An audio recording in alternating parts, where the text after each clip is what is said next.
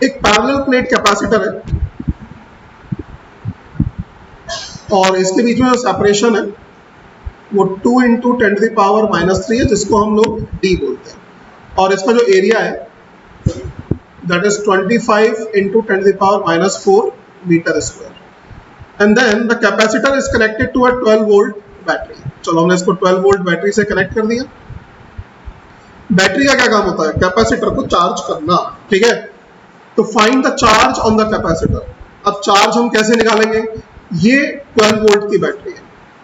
अब चूंकि एक ही कैपेसिटर कनेक्टेड है तो सीधी सी बात है कि जो 12 वोल्ट की बैटरी है उतना ही वोल्टेज इस कैपेसिटर का भी होगा, ठीक है। तो इसका वोल्टेज भी कितना हो गया? 12 वोल्ट। अभी यहाँ पे हम लोग सर्किट्स की बात कर रहे हैं, तो बहुत ध्यान से समझना इन सारे लेक्चर्स को, ठीक है। आपको सर्किट में कॉन्फिडेंस आ जाएगा, ठीक है।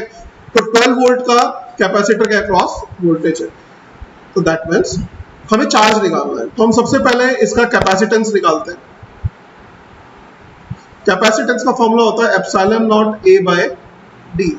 अगर हम epsilon naught A by D करते हैं, एप्सिलॉन नॉट की वैल्यू है 8.85 into 10⁻12 into area is 25 into 10⁻⁴ divided by 2 into 10⁻⁻3।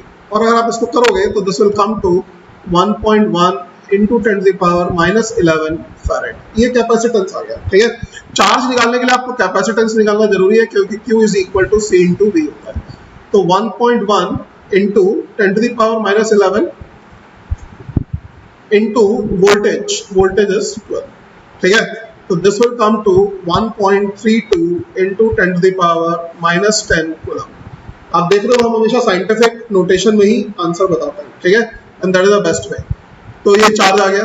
If the plate separation is decreased bye 1 millimetre, अगर हम प्लेट सेपरेशन को 1 मिलीमीटर से डिक्रीज कर दें, यानी अब जो प्लेट सेपरेशन है सेकंड केस में वो कितना हो गया?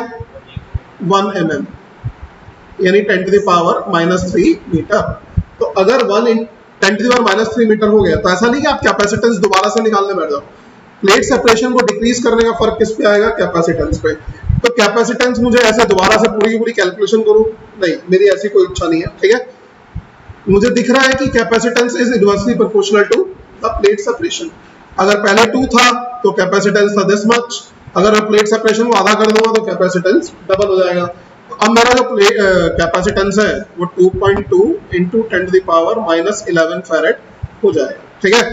और अगर इतना हो जाएगा तो what extra charge is given, तो पहले निकालते हैं कि कितना चार्ज आ जाएगा। तो चार्ज कितना आ जाएगा?